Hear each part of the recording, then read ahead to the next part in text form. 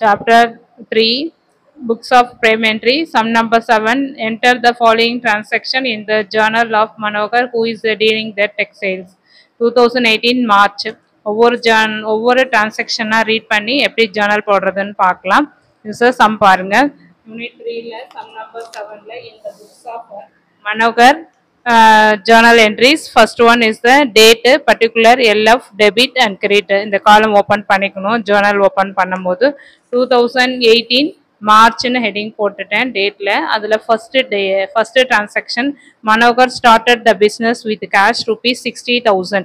business start பண்ணும்போது what comes in is cash is comes in. அதனால cash account data to Manohar capital account 60,000.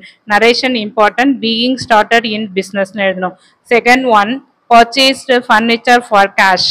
furniture purchase பண்றாங்க. so furniture is comes in, cash is goes out. அதனால furniture account data to cash rupees 10,000.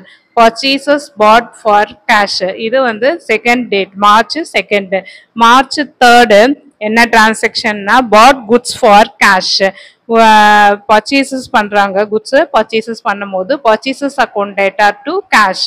எது purchases பண்றோமோ அது that goes out is cash. Cash கொடுத்து வாங்குறதுனால அது கிரெடிட்டாஸ். 25,000 டெபிட்ல 25,000, கிரெடிட்ல 25,000. So narration being goods purchases by cash. அடுத்தது 6th transaction. 6th one is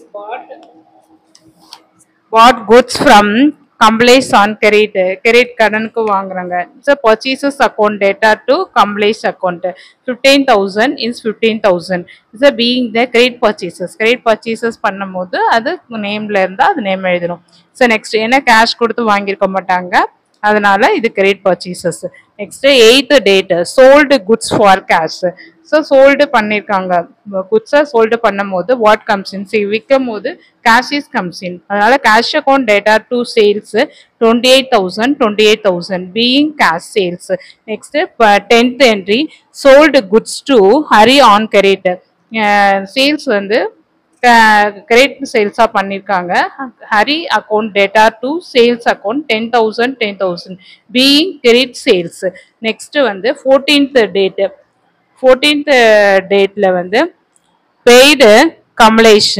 so paid Kamlesh இப்போ வாங்குனதுக்கு பே பண்ணிருக்காங்க. Kamlesh account data to cash being cash is paid 12,000. 18th entry paid rent. எது பே பண்றோமோ அதெல்லாம் கேஷ் வந்து கோஸ் அவுட் ஆகும், வெளியில போறதுனால அது டு கிரெடிட்ல வரும். ரெண்ட் அக்கௌண்ட் டேட்டா to cash 500 being rent paid.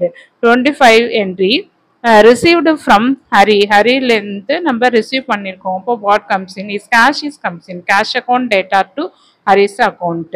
So 8,000 being cash received. next one 28 entry withdraw cash for personal use.